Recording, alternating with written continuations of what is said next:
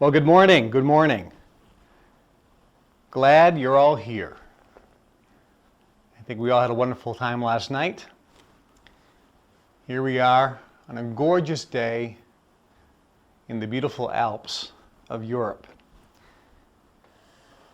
I'm very excited to have you here today, and I'm very excited to share this information with you. Today, we're going to be talking about how to make all your dreams come true, how to manifest whatever desire that you have and make those desires actually happen in your life. And most importantly, make those desires happen incredibly fast. Today's session is entitled, Your Wish is Your Command. And tomorrow we'll be talking about how anyone can make millions, the money-making secrets they don't want you to know about. Today, we're going to be talking about how all of you can have your own Aladdin's lamp, and how all of you, at any time you want in your life, can call forth your own genie that can grant you your every wish. Now that sounds like a tall order, I know, but it's true. I think you've seen just in the last few days, as we've been getting to know each other and socializing a little bit in this absolutely stunning, amazing setting, that the reality that you've seen with your own eyes and touched with your own hands, the physical manifestations of the things, the desires, the hopes, the dreams, are here and they're real. And they're available not just to me and some of the people that you've met, some of the surprise people that you met, I know some of you were blown away by some of the men and women that I brought with me, that you've had a chance to shake hands with and talk to. And I know all of you, in talking to me, were blown away by these individuals, many of whom are incredibly well known all around the world. And to meet them face to face and actually hear from them in ways that you have never heard from them before really is mind-blowing. And we have a great day planned, a lot of information planned. Many of you, as we go through this material, will have many, many questions. If you do have a question at any time, just raise your hand. You can give me your question. None of you have microphones, so when you give me the question, I will repeat the question so that those who are getting these CDs later on will have a chance to hear the question and hear the answer as well. First thing I want to talk about is we're going to be covering information today on how to manifest your desires, how to make whatever desire you want happen and happen fast with incredible speed. And tomorrow we're specifically going to be talking about money. But today we're really not going to be talking specifically about money, although it'll be intertwined a little bit, because one of your desires may be to have a lot of money, or to have nicer cars, or to have a nicer home, or as some of you just were blown away by where we're at right now. You're like, I want this. I want the castle. I want the Rolls Royces, and I want the Ferraris, and I want the helicopters, and I want the luxury cuisine, and the private chefs, and the butlers, and I want the clothes and the jewelry, and oh my God, I want the lifestyle. I want the freedom. I want to not have to go to work every day. And some of you have all these different desires and dreams in terms of monetary things, material things. And tomorrow we're going to be talking about how to make money. And obviously with money you can do a lot of things. But today we're going to be talking about how to achieve your desires. How to get whatever desire you want in life to happen and happen fast. Now, I want to talk about desires, but the first thing I want to talk about is, who do you listen to when this type of information is presented? Now, if you go to the library, if you go online and Google, Amazon, or whatever, there are virtually thousands of books. Now, all of you, your primary language is English. So a lot of you are familiar with English authors when it comes to manifesting your desires, making your dreams come true. But most of you don't know that there are many authors in many different countries that write the same material. And many of these authors who have written books on these subjects, these books have not been translated into English. So there are books in Russian, there are books in Chinese, and books in Japanese, in the Hindi languages. There are books in Spanish, German, all languages virtually, all around the world. So when you look at just the English-speaking books, there are thousands of English-speaking books, or books written in English, about how to make your dreams come true and about how to make money. But there are thousands and thousands more written in other languages that English-speaking people never even know about. So the bottom line is, there's a lot of information out there that's been published in books. There's also a huge amount of information that has been recorded on CDs in home study courses. And there's a lot of information presented in lectures, workshops, or seminars by various people on how to make your dreams come true. Now, I was just listening recently to a series of CDs produced by a group, and I'm not going to mention their name. I don't want to down anybody in particular. But this was a large CD set. It was like $1,000 and 2-day lecture. I think it was 15 CDs. Actually, I'm holding it in my hand here. Some of you may run up and check it out later. But the goofy thing is, and I say this with all due respect, the goofy thing is, when you listen to various people talking about how to make your dreams come true, how to manifest your desires, how to make your wishes, your hopes, actually manifest in the physical universe right before your eyes. How to make whatever you want to have happen, happen.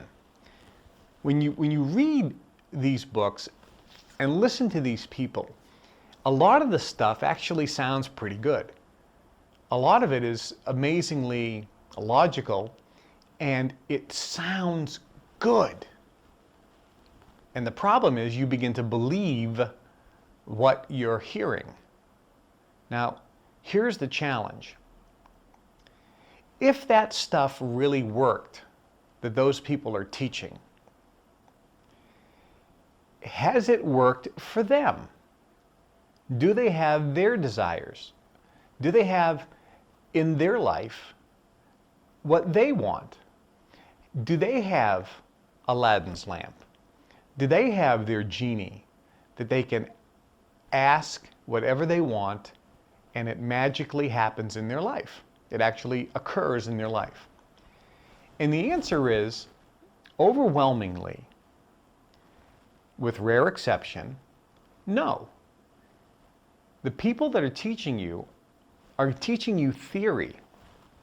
They're not giving you information that really works in real life, because they don't have the evidence themselves that what they're teaching actually works. Now, you're looking around here, and I know all of you are just blown away, because there's opulence here. I mean, the Alps all around us, the glorious area that we're in, the luxury accommodations, and this is not available to the public.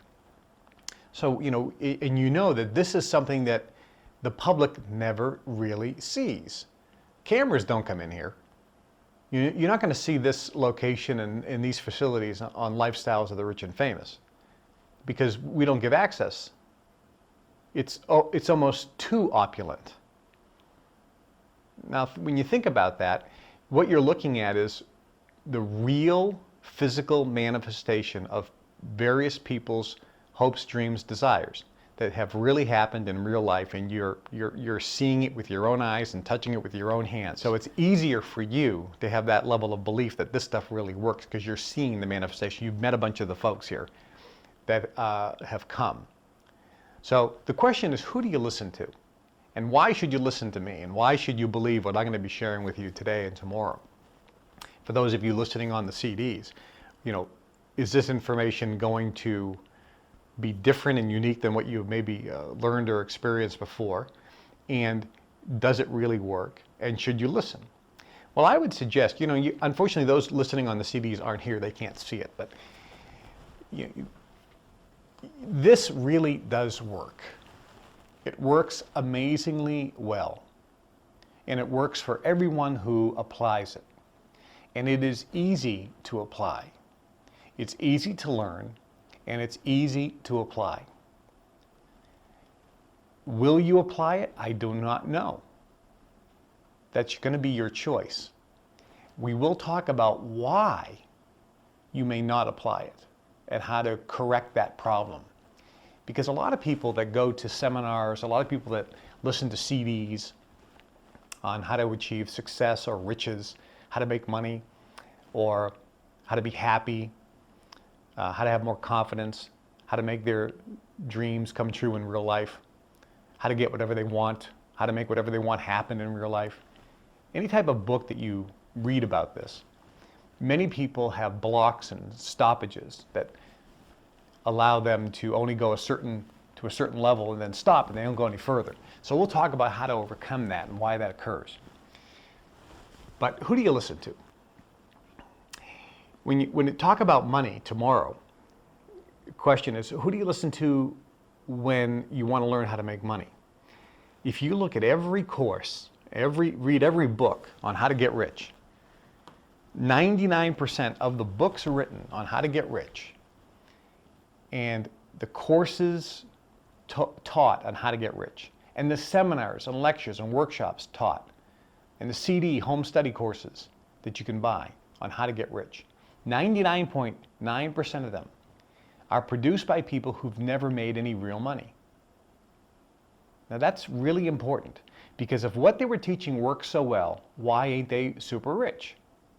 Now today we're not talking about money. Tomorrow we'll be talking about money. But again, who do you listen to? Now some people say, well, there's books written by Donald Trump. He's a multi-billionaire. There are books written by Warren Buffett. He's one of the richest men in the world.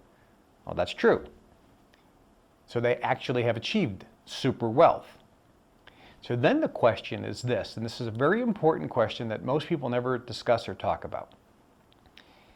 If somebody is super wealthy and they actually write a book on how to get rich, did you know that they themselves did not write that book?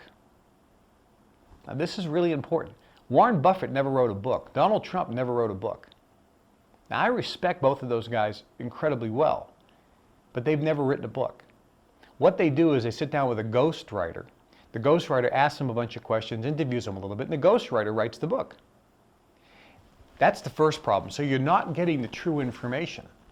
As a matter of fact, Donald Trump never read any book that he wrote. He didn't write it, and he didn't even read it. He didn't even know what's in it. Same thing with Warren Buffett, same thing with Bill Gates.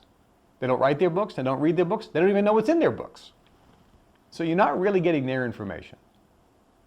The other thing that's really important for you to understand, and I'll just touch on it now, you'll see more about this today and tomorrow, is that the super wealthy, and you're going to have a hard time believing this, but it's true.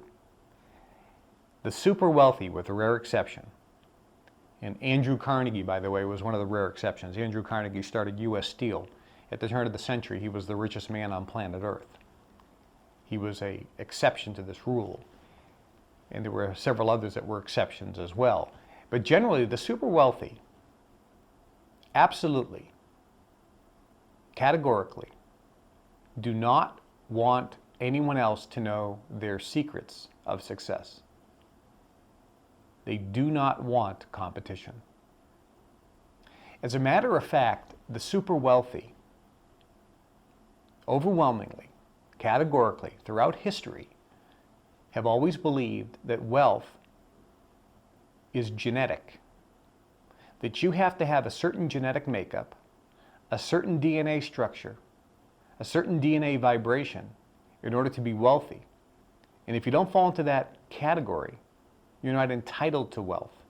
You're not entitled to know the secrets. And even if you did, they believe, you wouldn't be able to apply it anyway because your genetics aren't programmed for success. Now, some of you may have a hard time believing that, but that throughout history has been true. As a matter of fact, Donald Trump even said it. When you ask him, what is the key to success? And he goes, genetics. He actually said, genetics. You're born with it. He actually said it. Henry Ford said it. Go back and look at the movie Titanic. At the turn of the century, you had the first class cabin and then you had the second class and third class people. And they never dined together. They never socialized together. And listen to some of those conversations. If you read books back in the 1800s, 1700s, or even the turn of the century, and you listen to wealthy people like Henry Ford, they always believed that privilege, wealth, was specifically designed and meant to be exclusive to the elite class of people. And that's why they never married outside of their class. The class meaning they had to be wealthy. So if you had a daughter, your daughter had to marry somebody who was from a wealthy family, who had the proper genetics. In England, we call it blue bloods. So throughout history, genetics was a major key. So the point I'm trying to make is the super wealthy around the world will never tell you this publicly, but they believe that the secrets of success, the knowledge that they have, should be kept exclusively within their groups. And that's why secret societies were put together. There are many secret societies that aren't so secret. The Freemasons was one of the most prevalent throughout history. And you can go to virtually any city around the world, or specifically in America, and you see Masonic lodges. They're huge. Many of them today are turned into, in Chicago, for example, the beautiful Masonic lodge downtown, I think, is a Bloomingdale's now. So there were massive, beautiful structures, Masonic lodges, where Masons would gather and share their secrets. And there were varying degrees in the Masons. Some of you are familiar with the phrase, you're giving the guy the third degree. Well, that comes from the Freemasons, because when you got to the third degree, you were, had a series of questions asked you. You were drilled with questions. That's one of the procedures done at the third degree. The highest level in the Masons is 33 degree. Now, some of you met our friend who was a 33 degree Mason, and he's come forth to share his knowledge and give this information from the Masonic lodge that has never been before released. So the information you're getting today is obviously from the people that you've met and myself and so forth. So secret societies were put together where the elite class could meet with one another and share their secrets and keep those secrets first amongst their families, but secondly amongst their peers, people within their, quote, genetic pool. That's the history. Now, I'm not a racist, and I'm not saying any things about whether this is true or not true. I'm just giving you kind of a history lesson here. So, who do you listen to? Well, you can't listen to people who write the books.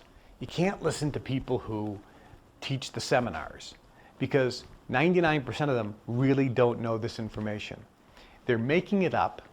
They're believing that what they're saying is true, but they're teaching you theory. And those theories really don't work because in their life, they haven't proved that they have worked because they don't have the results to show. It's all theory. You can't listen to people who are writing books on how to get rich because 99% of them, number one, aren't rich. Those that do have some money don't have hundreds of millions of dollars, so they're not super rich, and they're teaching you how to get rich. But when you ask them how did they make the money that they have, they may make $1 million a year or $500,000 a year or $300,000 a year, which a lot of you think is huge money. And I have to tell you, that's not huge money. But when you ask these people, how did they make their money? They will tell you that they made all their money teaching people how to make money. So all they're doing is they're salesmen. They're selling books and tapes and seminars. They've never really done anything in real life at all. There's a book my wife was reading that's in Russian. It's not translated into English. And this book is a series of books by this Russian author. And the last book is a book on money, on how to make money. It's only in Russian currently. My publishing company may be in the process of translating that into English. Because the last book about money, the author said, I wrote this book about money years ago, and I decided not to publish it until I became super wealthy. Because using this information, if it was true, then I would be able to make huge amounts of money. And then after I used my own information and the information I learned from others to make huge money, then I would publish the book. Because then I wouldn't need the money from the royalties of the book. I would give them away, which is exactly what he did. He became super wealthy, and then he published the book, which makes a lot of sense. So who do you listen to? You can't listen to people who write books on how to make your desires come true, or produce home study courses on CD, or teach seminars, because 99% of them, it hasn't worked in real life. You can't listen to people who teach you how to make money in books and seminars. Now, not that all of them are bad. I'm going to actually give you a bunch of stuff that's really good, but you don't have to waste your time on the junk. Because the people who write this stuff, they ain't rich. They haven't made hundreds of millions of dollars. It hasn't worked for them, and they made all their money teaching you how to make money. So they're giving you really bad information. And you can't read books by the super wealthy, like the Warren Buffetts of the world, or the Donald Trumps, or the Bill Gates, because number one, they don't write their own books. They don't even know the information that's in there. So you're not getting information directly from them, number one. And number two, they will never tell you this. They'll deny it, but it's true. They do not want you to know the true secrets, because they do not want competition. As a matter of fact, and this will scare you, but it's true, what they will categorically do is they will give you wrong information so that you will achieve a little bit of success, but not that much success. Isn't that interesting? They'll give you a little bit of success, but not that much success. So they'll give you wrong information on purpose to virtually sabotage your ultimate success, to keep you as a worker instead of that which is making ultimately millions. So who do you listen to? Well, some of you are saying, well, I know what you're saying. You should listen to me. Actually, no, I didn't invent any of this information. I'm just the messenger. I'm just the teacher. I learned this information. None of it's mine. I've learned it, I've applied it, and I've taught it. Where did I get this information from? And where is the information that you're going to be receiving today and tomorrow? Where did it come from? Well, I mentioned secret societies. Nothing to be scared about when we talk about secret societies. No conspiracy theories, no mystical stuff, no Satan worshiping, nothing like that. Just a group of people would get together and basically share information within, quote, the gene pool. That's really what it comes down to. And again, this is historical facts. The elite class set up societies where they could work together and benefit one another as a group. They believed that wealth and they believed that this knowledge should be kept amongst themselves, and they believed that it was genetic in nature. And so they set up societies. Freemasons, as I mentioned, was one. A very famous one is at Yale University. Yale University, very famous American university, has a society called the Skull and Bones. Now, the Skull and Bones has a building. You can see it. People go in and out of the building, and they meet at places. It's common knowledge. If you're a member of the Skull and Bones, you don't hide it. You're proud of that membership. President Bush, John Kerry, the senator, many politicians, Supreme Court justices. As a matter of fact, the CIA was started by the Skull and Bones.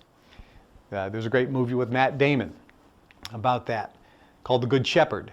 Watch it. You can see a little bit about the Skull and Bones. It talks a little bit about that, and they give you some inside information of how the meetings work and how the networking works amongst members. So there are lots of secret societies all around the world. The Illuminati is one. And one of the largest ones, which is actually kind of at the pinnacle, is called the Brotherhood. And the Brotherhood is a unique society because it keeps its membership very secret, and it keeps its existence very secret. Many members of Skull and Bones are also members of the Brotherhood. Many members of Freemasons, when they reach 33 degree, become members of the Brotherhood, of the Illuminati, and various other organizations around the world become members of the Brotherhood. It is a society of people that have gotten together, that share information and share secret knowledge of how the universe works and how this planet works, and how, as a human being, you can be happy, healthy, and make your desires come true, and go through this life in an exciting, joyous, adventurous, fulfilling way, based on your desires and your wishes. Now, that's key. It's your desires and your wishes. Now, every person on the planet has different desires and different dreams and different wishes. Some of you think that whatever dream you have, everyone shares the same dream. That's not true. Some of you think that every desire that you have, everyone should have the same desire. And that's not true. Guess what? Some of you are looking around this place and saying, I want this. You know, oh my God, I want this. And other of you are saying, this is too big. I don't want 200 staff members working for me. So each one of you have a different desire. Some of your desire is to have a log cabin. And that's where you want to live and have a little garden out in the back. Some of your desire is just to have a nice small little home with a brand new car. And that's your desire, and that's your dream, and that's your wish, and that's what you want to do. Some of you have dreams of being the best parent in the world. Some of you have a dream of being the best policeman in the world. Some of you have a dream of being a happy, wonderful fireman. Some of you want to be a doctor or a nurse or a teacher or a pharmacist or a surgeon.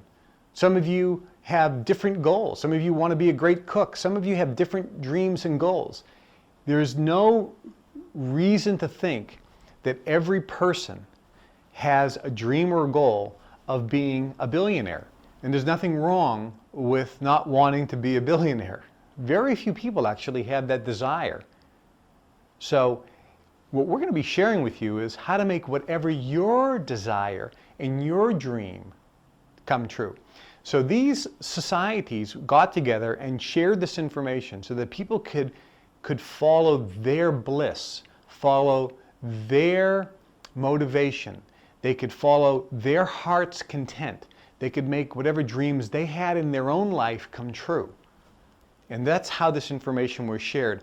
And a lot of this information goes back thousands of years. Some of the manuscripts that I've actually read as part of the group were on yellowing paper, hundreds and hundreds of years old. Some of it was translated down from manuscripts that were over 1,000 years old.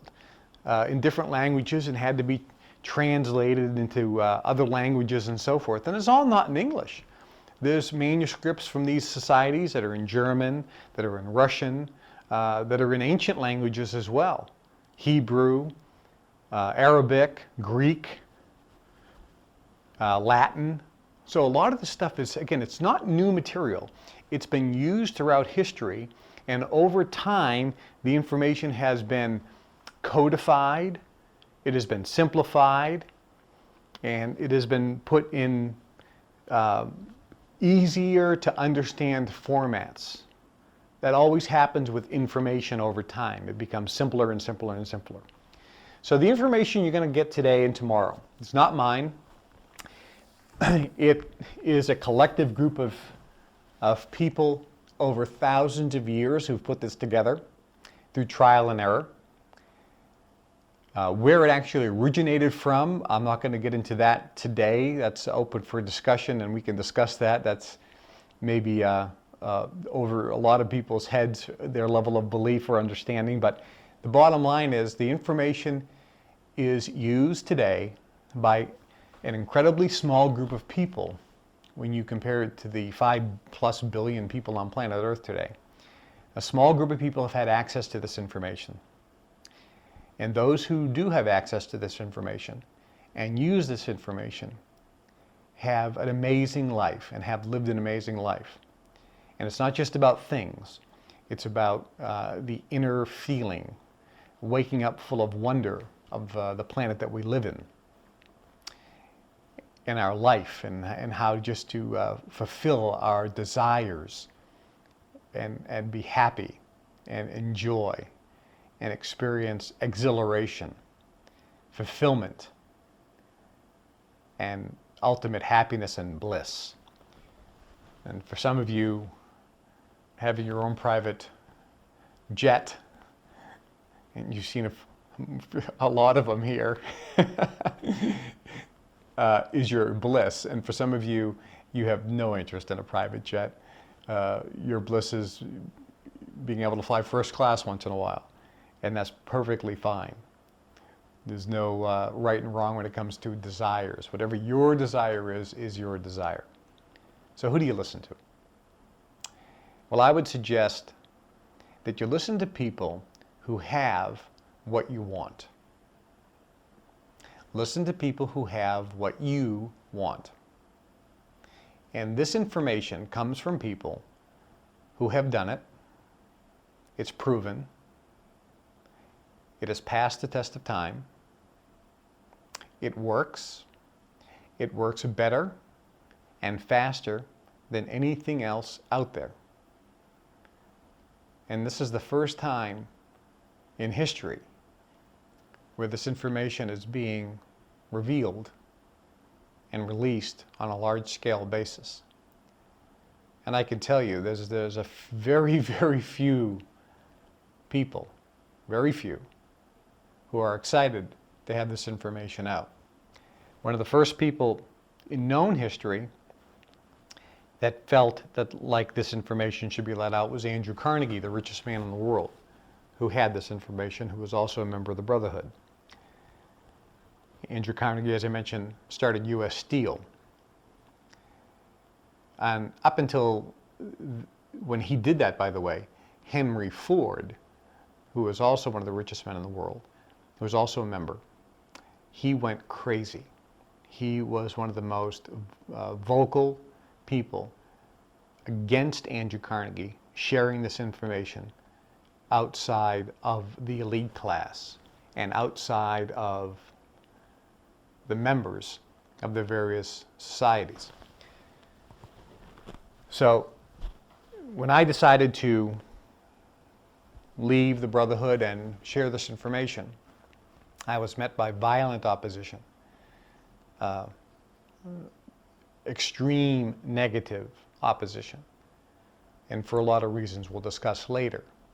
But several people in various groups, like our 33-degree members of the Masons who are here, the members of the Illuminati that have come out, other members of the Brotherhood, several members of Skull and Bones, They've all come out and to back me up and show their support, which is why they're here to meet with you, because they know this information and they're validating and verifying that this information is true and accurate, and by their own lives, what they have in their own lives, what they've achieved in their own lives and in their own families, you can see firsthand that this is the real deal. It isn't smoke and mirrors, but it's the real deal. More so than anything else out there, from any other CD series or seminar or book or teacher or guru or whatever, you're seeing that this is the real deal on a scale like you've never imagined before. When you're looking at members of royal families, the richest people on the planet, the people that control the flow of oil, the people that control the flow of information through the media, control food, you're looking at the people that control the planet. And that's who you've had a chance to meet, the individual people and their families. So you can see that this is truly something special that you're about to hear and learn. So who do you listen to? I would suggest that the information you're going to get is going to be mind-blowing, eye-opening, ridiculously simplistic, to the point of surprise for many of you. I can't believe it's so easy. Yeah, but there are a lot of nuances that make it work. But it is easy, incredibly easy to apply, and the results should happen for you faster than you could ever dream possible. So let's talk about a few things first.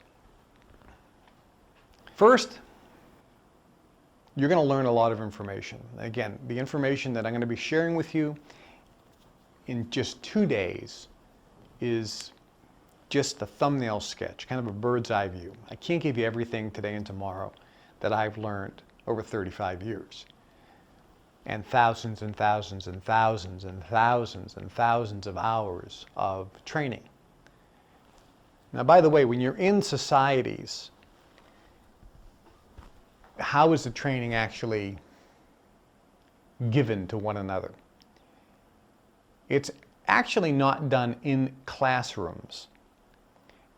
It is done in some workshops such as this, some seminars and some lectures, absolutely. A lot of the information, however, is taught to you via books where you actually have to read things. The reason I point that out is today, very few people read.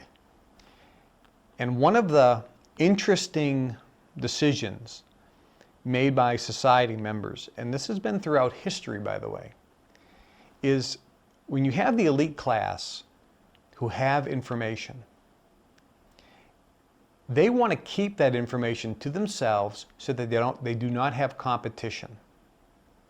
Throughout the history of the world, the ruling classes, the elite class of people that had this knowledge, they wanted to keep the knowledge to themselves so they didn't have competition.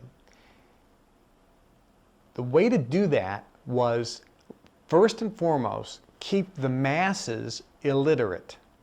If we can keep the masses unable to read, then we will keep them outside of this ability to get this knowledge. Which is one of the reasons why in schools around the world, reading levels are continuing to go down. Now, throughout history, the majority of the population was illiterate. In today's society, we have schools, so we think, oh, everybody can read and write. It's not really true. In America, for example, phonics, which was taught in all schools, was taken out of the schools and replaced with a method called the look-see method. And this makes sure that kids can't really read. So reading is diminishing over time. It's going down, down, down, down, down. So we learn this information within the societies primarily from reading. And reading is something that is really overlooked But knowledge that comes through reading is quite different than through any other method. Leaders are always readers. If you look at the leaders of countries around the world, if you look at the billionaires around the world, if you look at the captains of industry around the world, they always are massive readers. They read all the time. Now think about that. I mentioned to you that I learned this information, and information is shared within societies primarily through reading. So when you see somebody who is a ferocious reader, ask yourself, I wonder if he's a society member, because that's one of the things that we're taught. And that's one of the things that we're trained to do very early on, is to read and gather information through reading. So reading is really important of how we get this information. The societies, as I mentioned, are kind of common knowledge, but it's really what goes on inside the societies that have always been kept a secret. Hey, I'm Senator John Kerry, and I'm a member of Skull and Bones. Okay, what goes on? Well, I can't tell you. It's a secret.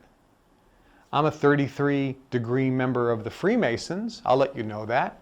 That's okay. Benjamin Franklin was a member of the Freemasons, a 33-degree member.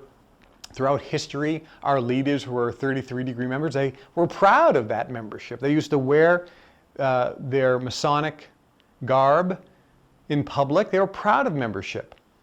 But when you ask them what went on inside, what did you learn, that's when it stopped. That's when, no. I'll let you know that I'm a member, but not what I learned as a member. So we're coming forward, not just myself, but the friends that I brought along with me. We are now sharing with you this information. So I mentioned, how does this information taught to us? A little bit in lecture or workshop or seminar, primarily through reading. And the third method in which this information is shared is via one another, one-on-one communication with other people. Information is shared between one participant or one member to another member. Many of this is done one-on-one. So there's a lines of communication, just like it has been done throughout history, where information has been passed down verbally. And in many cases, this information is passed down verbally verbatim, although most of it is backed up in written form. But it is passed down verbally verbatim, which is really interesting. You start sitting down with somebody over a cup of coffee, and a lot of these society meetings aren't so secret. You know, in recent times, it's very common for us to sit down at a coffee shop and have a cup of coffee and be sharing things. And if you recorded that 20-minute conversation, the information that went back and forth may go over the heads of 90% of the people, but the information between the society members, because we know what we're talking about, it's not in code, but we know what we're talking about, resonates perfectly, and we get so much information that we can use in our real lives. So first is by some workshop lecture. Secondly, mostly by reading. Thirdly, by one-on-one.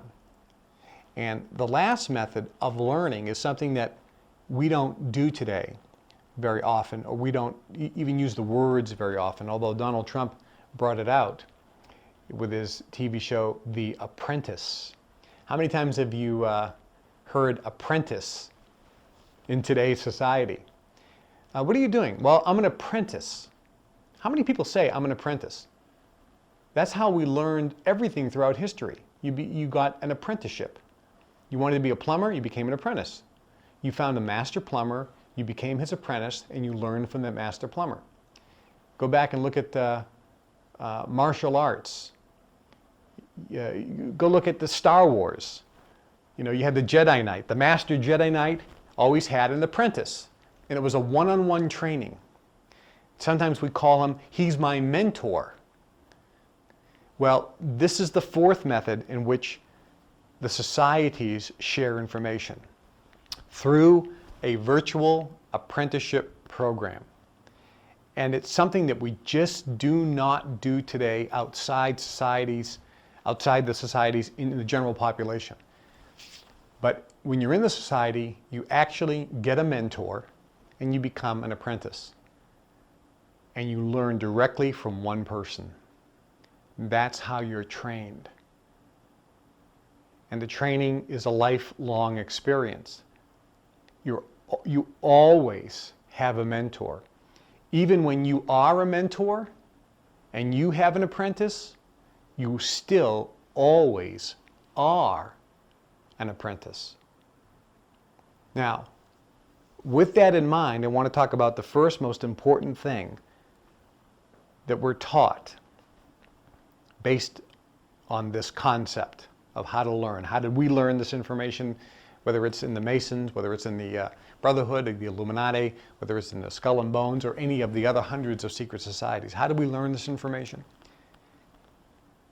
First, we're taught that we have to be teachable. We have to be coachable. This is the first thing that we're trained. And actually, before you are even let in as a member, sometimes it can take years before you are allowed in as a member. Now, some groups, like the Masons, you're allowed in very early, but you don't learn anything really until you get way up to the top.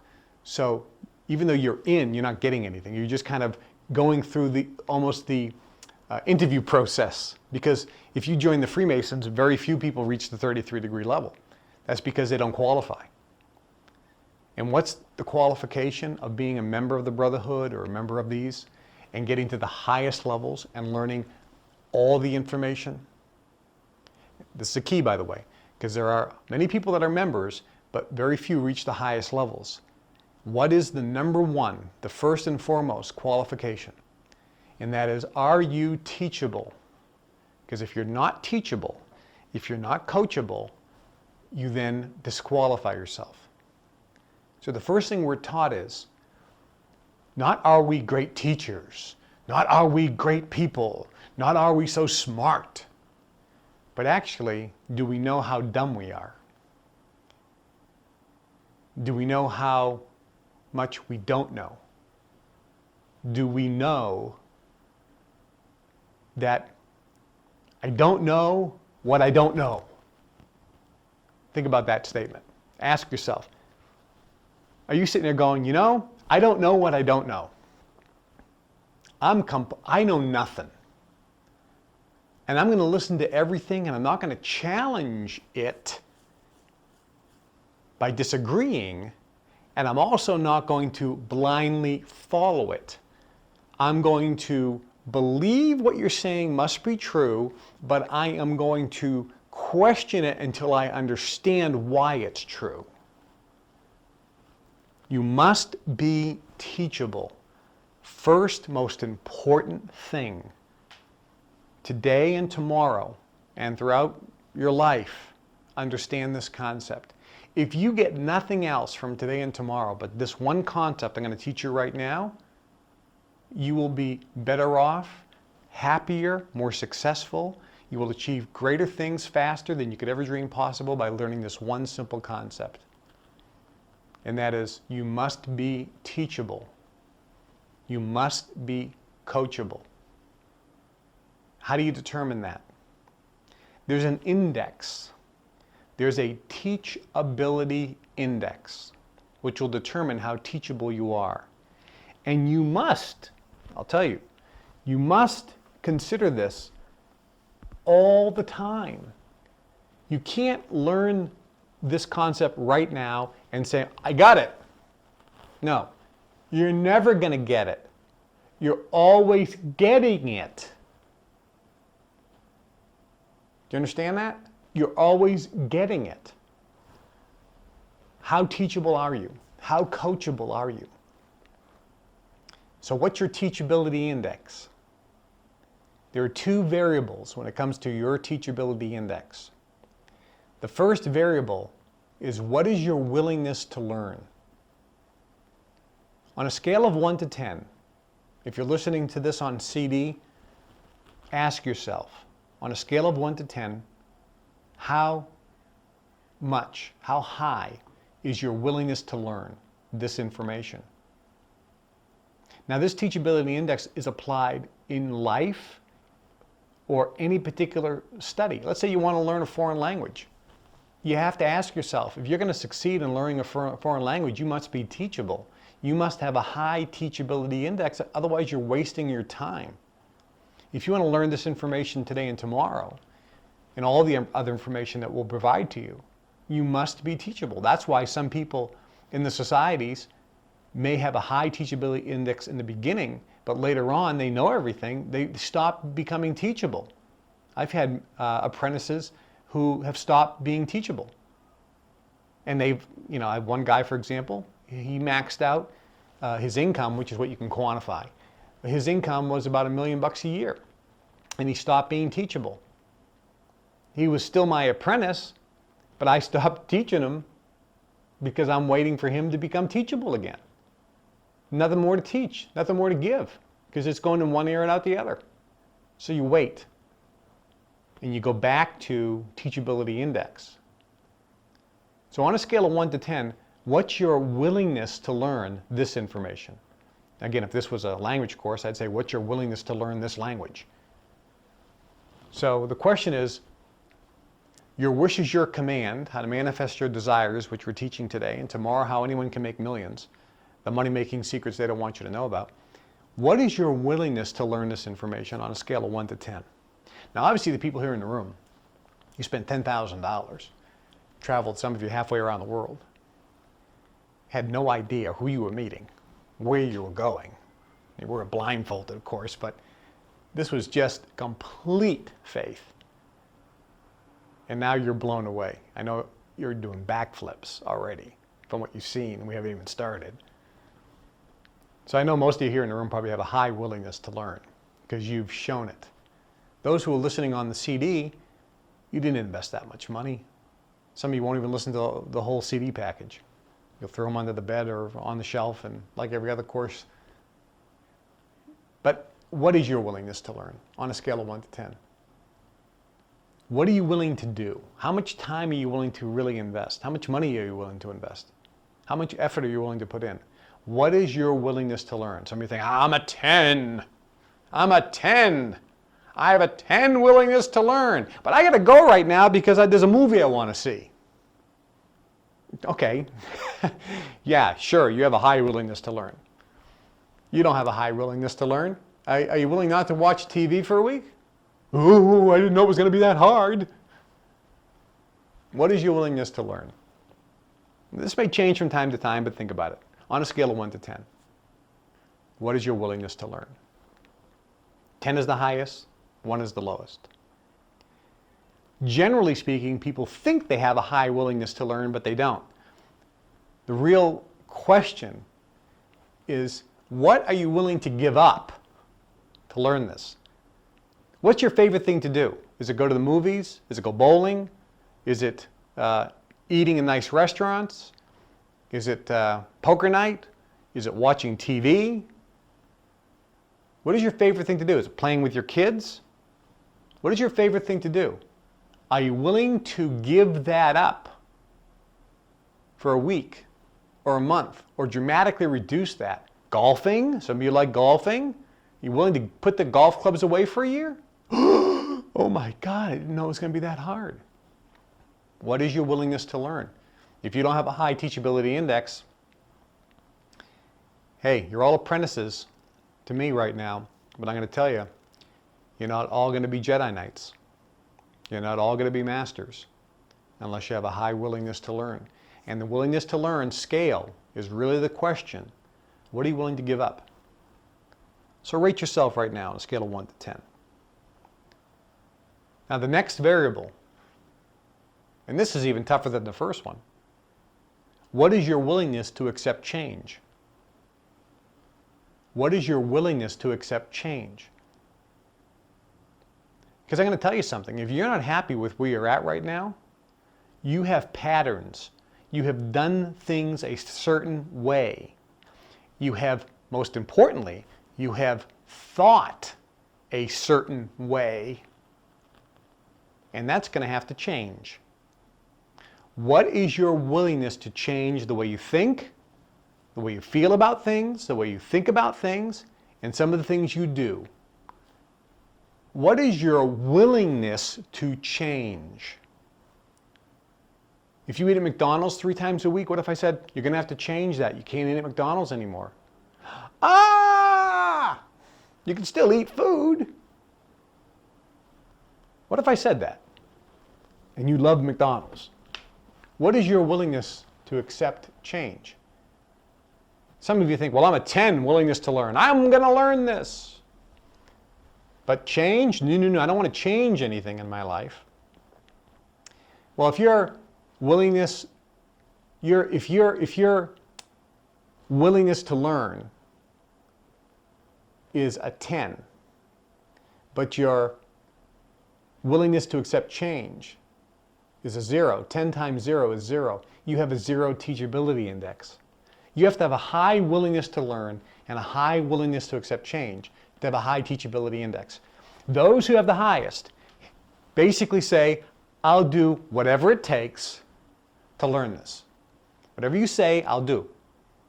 I'll give up anything, no problem. I have a high willingness to learn. This is my obsession, to learn this. This is my number one priority, to learn this. You have a 10 willingness to learn. And you say, I will change anything in my life and change any way of thinking. You have a 10 willingness to accept change. 10 times 10 is 100. You are the perfect student. You are my apprentice. Follow me in a short period of time. Every desire in your life will happen because you'll learn this better than anyone. Now, I have to tell you, I had, when I started, a 10 and a 10, which is why I learned this so quickly. Because I came from nothing, and I understood a basic concept when I was very young. A guy told me this early on in my training. He said something very profound. He said, Kevin, are you happy with where you're at? And I said, I want more. I'm angry, I'm frustrated, I'm overweight. I'm just not comfortable in my skin. I'm struggling with finances. I want a different life. I want to wake up happy. I want to sleep with I want to go to bed with a big smile on my face. I want to sleep beautifully all night long. I want to wake up excited for my life. I want to accept the challenges that are presented to me with gusto and enthusiasm and vigor and adventure. I want things to go smoothly, and when they don't, I want to laugh at them. I want to just feel great no matter what the situation is. I want to have a healthy body and strong body. I want to be flexible, and I want to get sick. I want to be able to go anywhere, do anything I want. I want to be fulfilled. I want to add value to society. I want to feel like I have a purpose in life. I want to be excited when I look at a tree or a mountain or a stream. I want to enjoy experiences. I want to do things. Those were my desires. Yours may be different. He said, so you want things to be different in your life? I said, yes, I want things to be different. He says, Kevin, if you want things in your life to change, you're going to have to change things in your life. Think about that. Most profound statement I ever heard. If you want things in your life to change, you're going to have to change things in your life. What do you mean? He goes, you're going to have to do things different. You can't do the same thing all the time. If you do the same thing over and over again and expect a different result, you're an insane person. That's just not going to happen. If you want things in your life to change, if you want your circumstances to change, if you want everything to change and be better and different, then you're going to have to do things differently. You're going to have to change different things. You're going to have to change the things you're doing, the actions, but most importantly, you're going to have to change the way you think. Teachability index. How teachable are you? You're all becoming apprentices. You're all getting a mentor, and it's not me. I'm just the messenger of the information. Not an individual mentor. Later, as we set up things, which I may touch on later this weekend, you may have the ability to have a personal mentor and be an apprentice to somebody who is a master, one-on-one. But that's not going to be available to everybody because not everybody qualifies. Not everyone has a high teachability index. I remember one time I was in a lecture with our group, and I was sitting there and I thought, because we go up and down, by the way, in our teachability index, because we're like a sponge. You know, we get a lot of information, and when our sponge gets full, we can't take any more in, and we stop being teachable. Do you understand that? So even if you have a super high teachability index right now, in 3 hours, your teachability index may go down because you may be overwhelmed, which is why I'm putting this on CD. So you can listen over and over again. Because, you know, you have to be able to absorb information.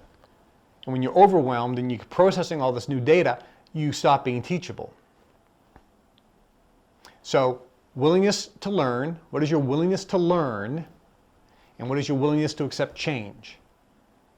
And I remember one time when I started, I was super high in both of those categories, and after a while, I was absorbing, but I wasn't using the information, and therefore I couldn't take any more in. And I remember I was sitting there in a room, and a guy at the front of the room says to me, he says, we had a group of people there, he says, I'm going to teach a 2-day seminar.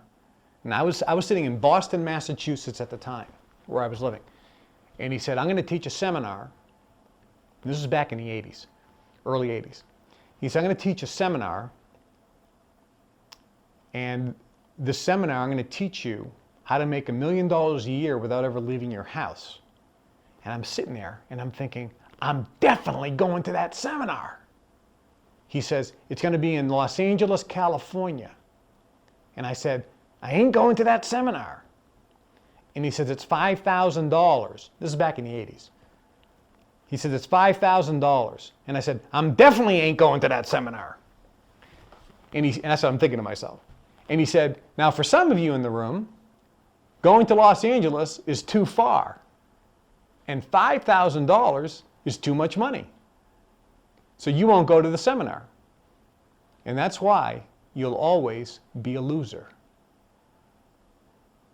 And it just hit me like a ton of bricks. I said, wow, my willingness to learn just went down because I wasn't willing to invest the time, travel that distance, and invest that type of money to learn this information. My willingness to learn went down.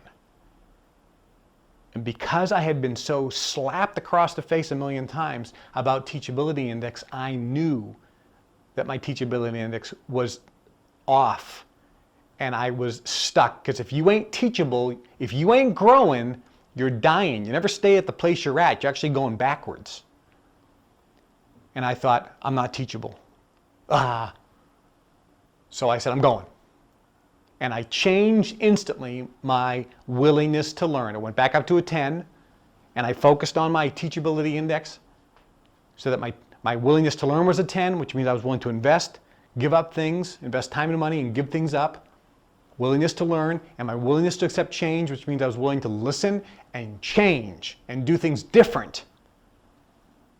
And the information I learned in that seminar, I didn't make $1 million the next year.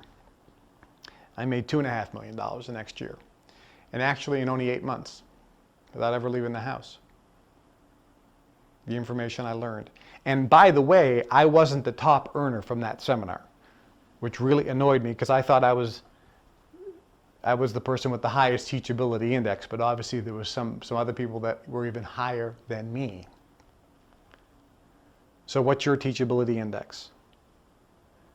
What's your willingness to learn on a scale of 1 to 10? What's your willingness to accept change? What are you willing to give up? What are you willing to invest in money? What are you willing to invest in time? And what is your willingness to accept change?